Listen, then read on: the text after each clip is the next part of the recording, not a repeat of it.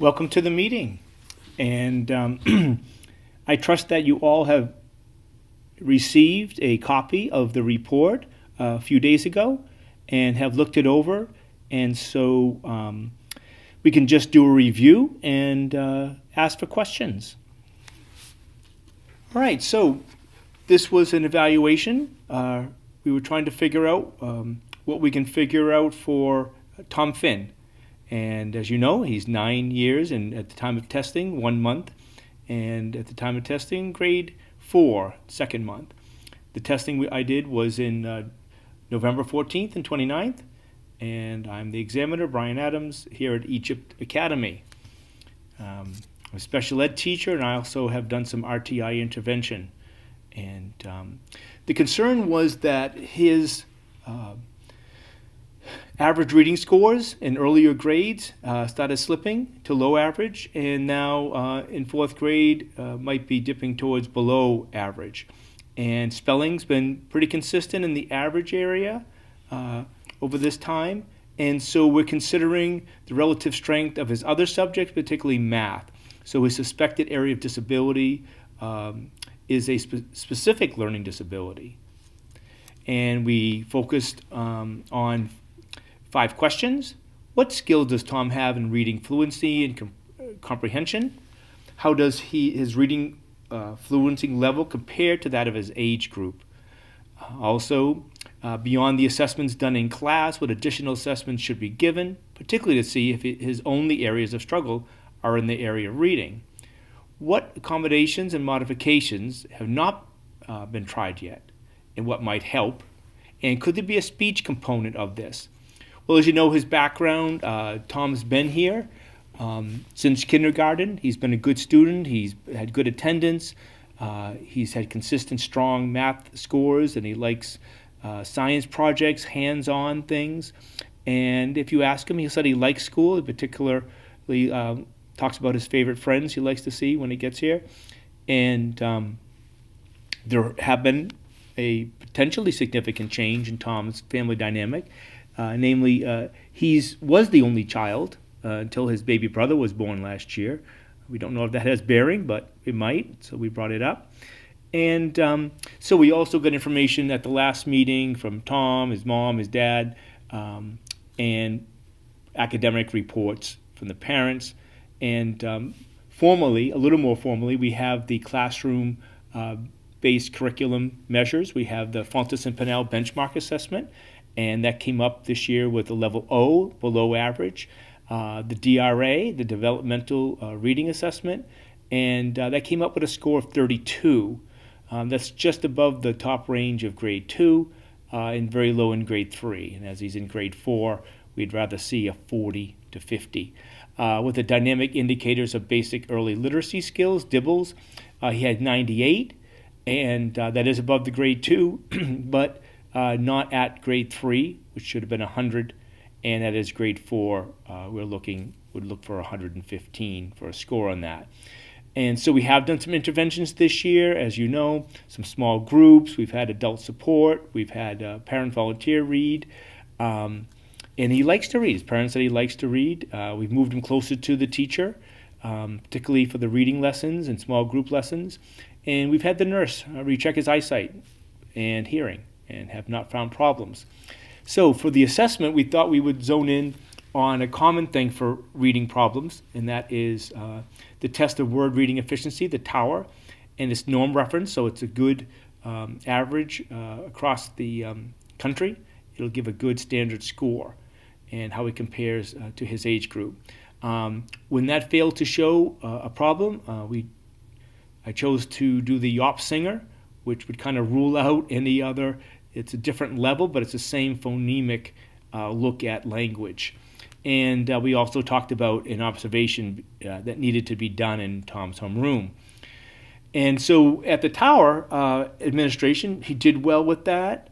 He just had basic instructions, didn't seem to bother him. He just had to read as fast as he could until told to stop. If he didn't know a word, he could just skip it. With the Yop Singer, he did need some practice like most of us would. It's not normal to say a word and then break it into its components, like the word say, s, a. and that kind of thing. It can be kind of trip you up.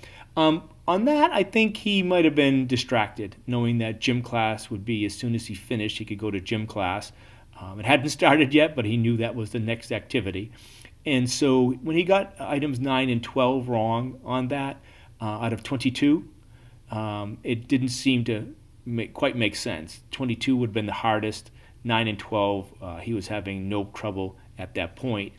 There was a classroom observation, and he seemed to follow the lesson fine, even though he was quite distracted sometimes and distracting possibly to those around him. Seemed to be his friends on either side of the way the desks were arranged. It was kind of crowded there. And he'd show things out of his desk, but he could follow the lessons, maybe with a little prompting to remind him where they were. And so the tower, with 68% confidence level, shows his true standard score is between 107 and 113. And that just means that because of all the different ways error can creep into a test, that we can be very confident that his score was 107 or 113, somewhere in that range. We can be very confident of that. And so that places him in the average, and near the boundary with above average. The subtest on that is the sight word efficiency. And again, that puts him between the average and above average. As you can see on the table that's provided, he's not low on those. The phonemic decoding efficiency, that could trip some of us up.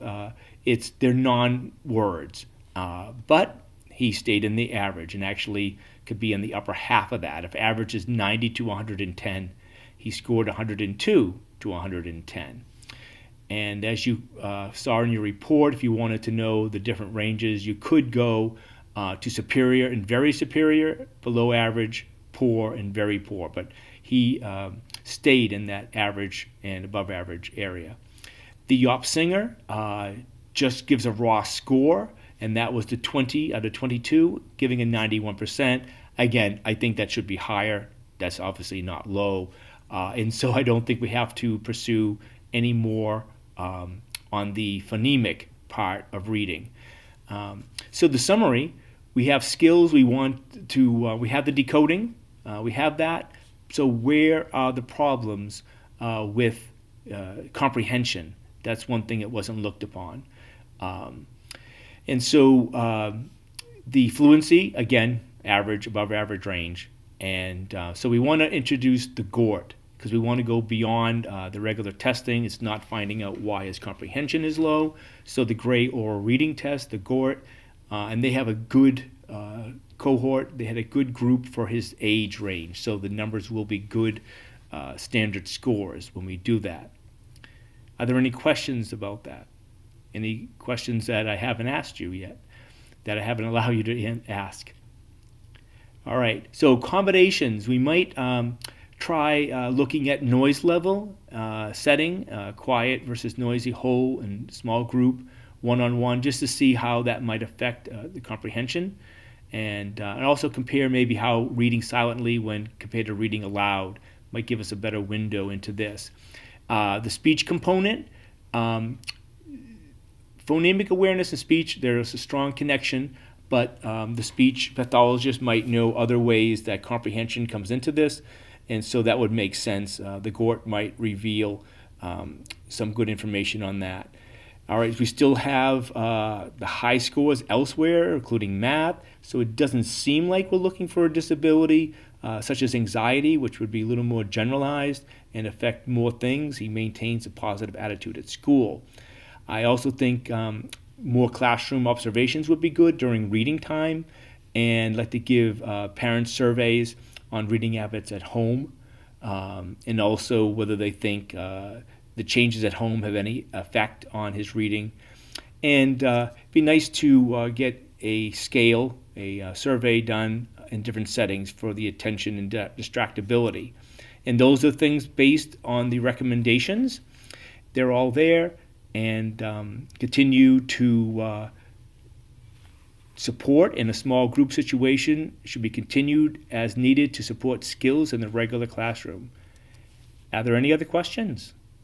I thank you very much for being here, and thank you.